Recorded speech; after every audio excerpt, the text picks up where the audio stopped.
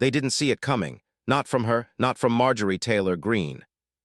Outside the Capitol, flashes popped like popcorn. Click, snap, click as Greene stepped to the microphones. Her jaw tight, her voice steady. Around her, the usual circus churned, staffers scurrying, reporters elbowing for space, pundits already sharpening their tweets. But when she spoke, everything stilled. "I stood by him through it all," she said, her southern lilt cutting through the haze. "But even Trump crossed the line." The words hit like a thunderclap. One breath later, the press pool exploded. Wait, what did she just say? Is this real? In newsrooms across America, anchor voices cracked. On social media, hashtags trended before the sentence even finished. Greene breaks. MAG a fracture. Even Trump. Fox cut to commercial. MSNBC leaned in. CNN played it back in slow motion. Even Trump crossed the line. Not whispered, not leaked. Said out loud, into microphones, on record. It wasn't just the words. It was who said them. Marjorie Taylor Greene, the flamethrower, the unapologetic warrior, the one who once called Trump the chosen one, and stood in defiant lockstep as the nation fractured. And now she stood alone. Reporters yelled questions. She ignored them. Congress has become a stage for cowards. I'm not here to protect a man. I'm here to protect a country. Her voice didn't waver, but the tremble was in the air, palpable, electric. Inside closed-door GOP strategy meetings, jaws dropped. Phones buzzed. Allies turned to each other with blank stares, as if trying to decode what betrayal even meant anymore. This wasn't some anonymous leak or disgruntled aide. This was her walking out. The woman once branded as Trump's fiercest defender just dropped a political nuke at the steps of the People's House, and she didn't even flinch. She just ended her career, one pundit whispered. Or maybe, another replied, she just started something bigger. But what led to this moment of political heresy would leave even Trump's inner circle reeling. For years, she was his echo. At rallies, she stood front and center, grinning, flag draped, electrified by the crowd's roar. Marjorie Taylor Greene didn't just support Donald Trump. She embodied his fiercest instincts, his unapologetic defiance, his taste for enemies, his refusal to ever say, "I was wrong." On January 6th, as the Capitol shook, she didn't flinch. "They're just patriots," she told her followers. She called the rioters political prisoners. She voted to object. She doubled down, again and again and again. In Trump circles, she became folklore, the loyalist who never wavered, the true believer, the one who said the quiet part loud, then turned up the volume. She was supposed to be untouchable, said one political insider. A MAGA martyr, Trump's nuclear shield in Congress. And yet beneath that armor, something was shifting. The Capitol wasn't just chaotic anymore, it was combustible. Subpoenas flying, whispers turning into depositions. Trump's legal walls closing in from every direction. Georgia, New York, D.C., federal, state, civil, criminal, each day a new headline, a new indictment, a new tape. The party didn't know how to handle it. Some tiptoed away. Others leaned in harder, but Marjorie, she watched. She watched Trump attack DeSantis, then praise dictators. She watched him turn on anyone not 100% obedient, including his own former staff, his own vice president, his own allies. She watched him demand loyalty without accountability. She watched the money flood into his legal fund, while her colleagues asked constituents to donate to school lunch programs and hurricane relief. And somewhere in that storm, a crack appeared. Not visible, not loud, not yet. But in private moments, she stopped repeating the lines. She stopped retweeting the slogans. She started asking questions. When Trump mocked political prisoners as too messy, Greene winced. When he called for termination of the Constitution, she paused. When he told reporters he could shoot someone on Fifth Avenue and not lose support again, she didn't laugh. Her staff noticed, her donors noticed, her silence got louder. Still, no one believed she'd walk away. Not from him, not from the base that loved her, not from the man who, by many accounts, helped make her. But tribal loyalty has a price, and Greene was starting to count the cost. Because while the cameras focused on Trump's next rally, Marjorie Taylor Greene was watching something else entirely. And what she saw convinced her to act. It wasn't always like this. Once Donald Trump was the gravitational force at the center of American politics. A billionaire insurgent who turned red states blood red, who made fear his weapon and loyalty his currency. He didn't just demand attention, he devoured it. In rallies, he danced. On Twitter, he dictated. In the GOP, he reigned. But power left unchecked curdles. Now he paces the marble halls of Mar-a-Lago, more defendant than dealmaker. The legal battles come daily, each one peeling away the myth. New York, civil fraud. Georgia, election interference. D.C., insurrection. Florida, classified documents. And in every courtroom, the same excuses, the same denials. Witch hunt, fake news, total exoneration. The walls weren't just closing and they were collapsing. And still he smiled. Still he raised money. Still he demanded loyalty. Even as former allies began to defect. Bill Barr gone. John Kelly gone. Mark Meadows silent. Even Mike Pence, once the quiet, obedient second-in-command, had begun to edge away. History will judge us all, he warned. Trump didn't take the loss quietly. He turned his fire inward. He mocked DeSantis, called McConnell a broken old crow, turned Kari Lake into a puppet, threatened prosecutors, praised autocrats, and called anyone who wavered weak, traitor, or disloyal. It wasn't strategy, it was fury. Inside Trump's world, chaos had replaced calculation. The inner circle wasn't made of seasoned advisors anymore, it was sycophants, influencers, and lawyers whispering flattery in between arraignments. He still held crowds, but the tone had shifted. The jokes got darker, the pauses longer, the applause thinner. And yet even through all of this, Marjorie Taylor Greene stood firm. At least in public. She was his sword in Congress. When others blinked, she lunged. When the headlines turned sour, she gave them something louder. She once said, "Trump is America's voice, and I'm not afraid to speak it." But Trump noticed her silence in the margins, no longer amplifying every claim, no longer attacking his enemies on cue. So he did what he always does, he tested her. He demanded she push a bill to expunge his impeachments. She complied. He asked her to discredit the Jan 6 committee. She did. But when he asked her to call the Constitution negotiable, she hesitated. That's when the phone rang. A source close to Greene recalls the call vividly. He told her, "You're either with me or against me," and he meant it. It wasn't a request, it was a warning. Trump wasn't asking for support, he was commanding obedience, and in that moment the mask slipped. The man who once claimed to fight the establishment had become its tyrant. Greene knew the cost of defying him: political exile, death threats, being labeled a traitor by the very base she once roused. But she also saw what the rest of the country was starting to feel. Trump's grip wasn't just firm, it was frantic. A drowning man demanding others sink with him. She watched him peddle conspiracies he barely believed, call for revenge over justice, turn every legal charge into a fundraising blast. She watched the party fracture, voters grow weary, independents slip away. She watched and said nothing. Not yet. Because Marjorie Taylor Greene knew that one word from her could trigger an avalanche. And still she stayed silent. Until something pushed her too far. She wasn't born into power. Marjorie Taylor Greene grew up in suburban Georgia, where the lines between faith, flag, and family blurred into a single code: speak loud, work hard, never back down. Her father ran a construction business. She watched him grind, sweat, build brick by brick.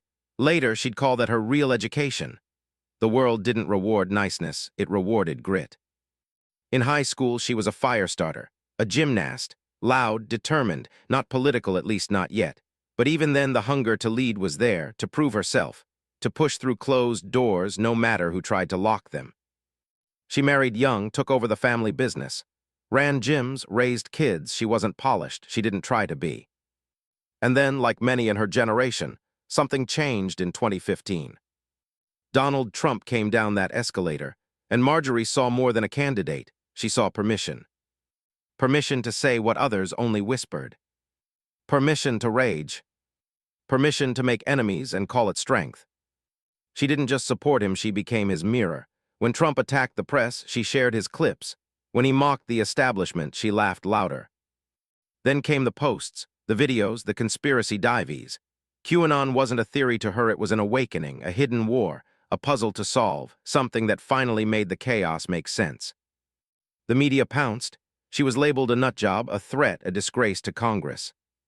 But she didn't fold. She campaigned hard, won her district, and entered the House like a wrecking ball.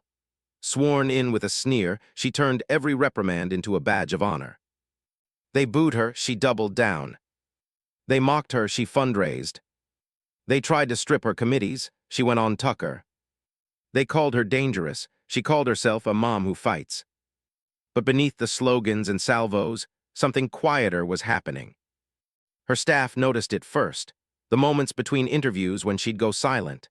The late-night texts about the Constitution, about veterans, about whether they were doing the right thing. She began asking more questions, real ones. Why was Trump raising millions off investigations, while the party struggled to pass basic legislation? Why were so many of their colleagues jumping through hoops to shield one man from accountability? And why were voters starting to sound less loyal and more tired? She started to feel it, said one former aide. Not regret exactly, but weight, like the choices were catching up to her. Then came the texts, leaked messages where Greene privately distanced herself from some of Trump's more radical claims. "I don't think that's helpful," she wrote about the 2020 decertification push. "We need to be credible." Credible, a word she rarely used in public, but a word that began to haunt her. She started walking out of meetings early, declining interviews, speaking less on the floor. It wasn't fear, it was calculation. She was listening more than talking, watching more than shouting. And in watching Trump's descent from kingmaker to indicted defendant, she began to see something she hadn't seen before. Not power, not genius, not greatness. Desperation. She watched him praise foreign strongmen, mock the Constitution, turn the MAGA movement into a money machine. She watched him belittle the very voters who once chanted his name. "They'll vote for me anyway," he joked. "I could shoot someone." That line again, always that line. And now it didn't sound like defiance. It sounded like contempt. She didn't say it out loud, not yet, but the shift had started. The transformation wasn't clean. It wasn't heroic. It wasn't easy. She still voted with the hard right, still echoed their language, still snapped at reporters. But inside, a different storm was building. She started showing up to veterans' events unannounced, listening, not performing. She began writing op-eds about mental health and fentanyl topics with no MAGA clout. She even reached out quietly to moderate colleagues, asked for feedback, asked what could actually get passed, asked for the first time what would outlive a news cycle. Some scoffed, too little, too late. But others saw a crack in the wall and possibility behind it. She was trying, one member said, trying to be more than a headline.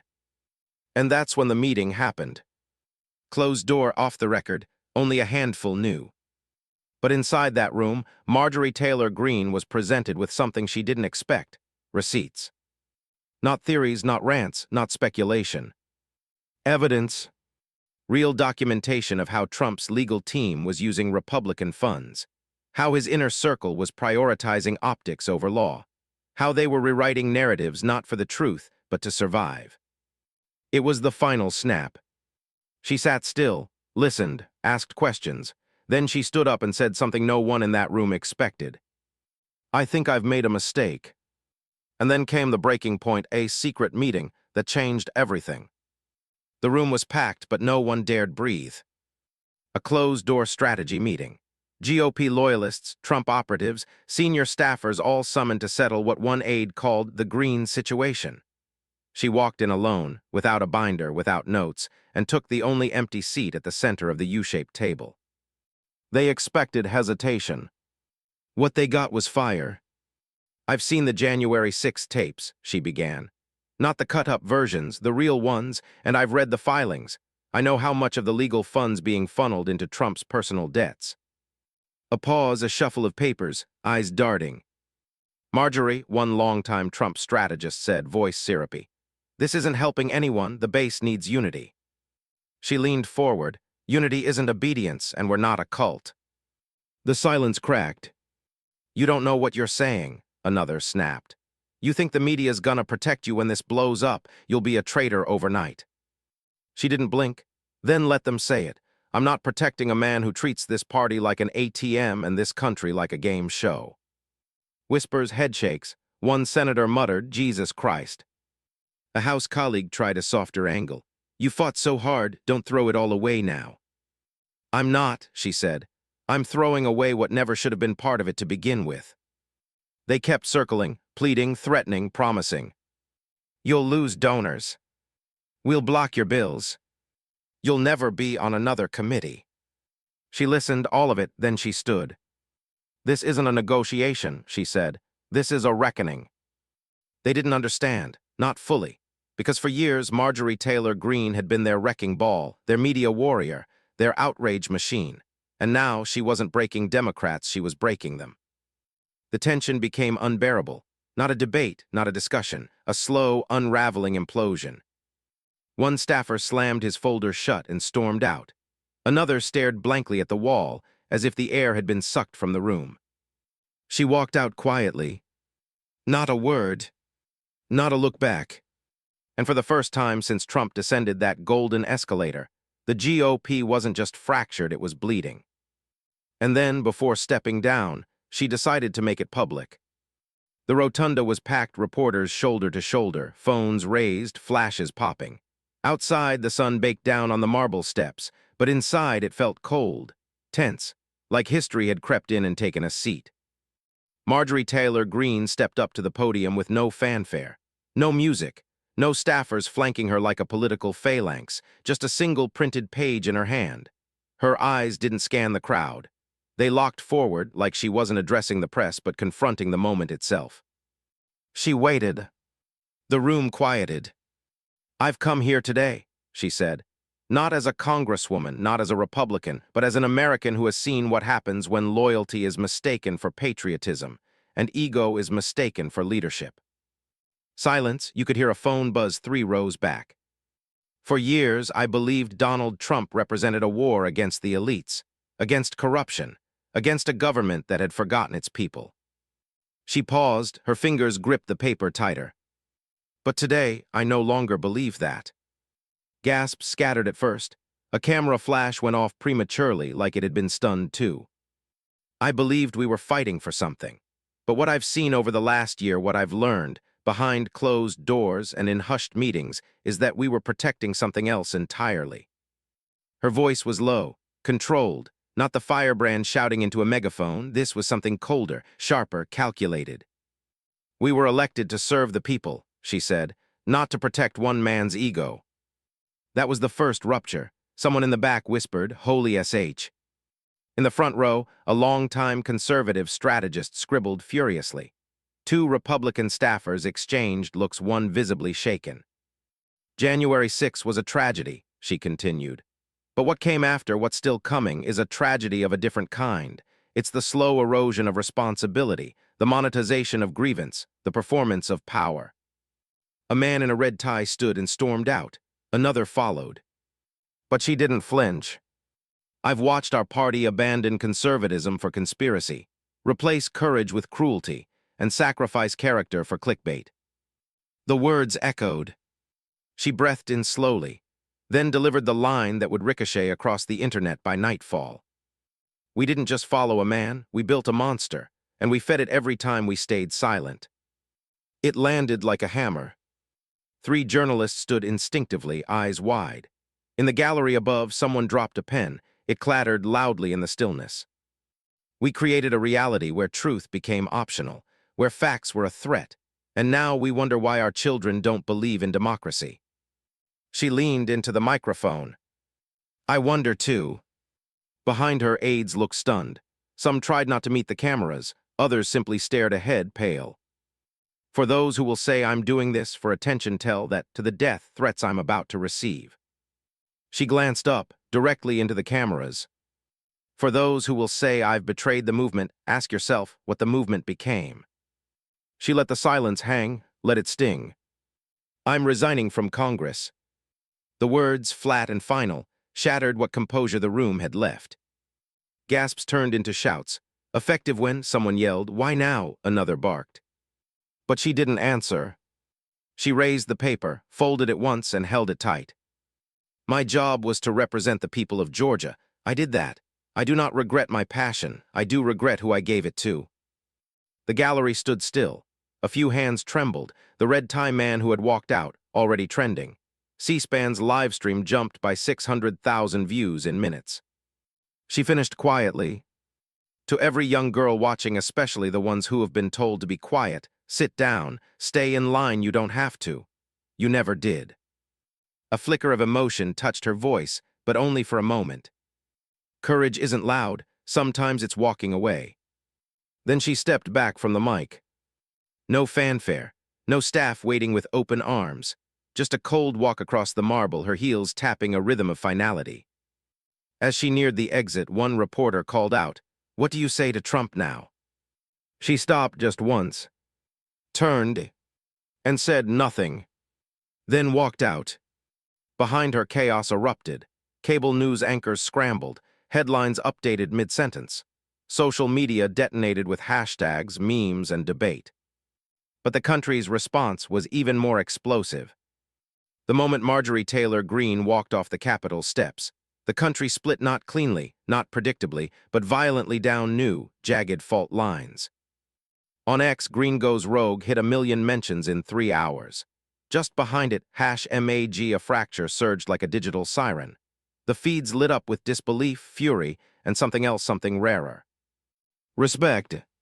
She was the last one I expected to grow a spine, tweeted a liberal activist with 200K followers. But damn, she did.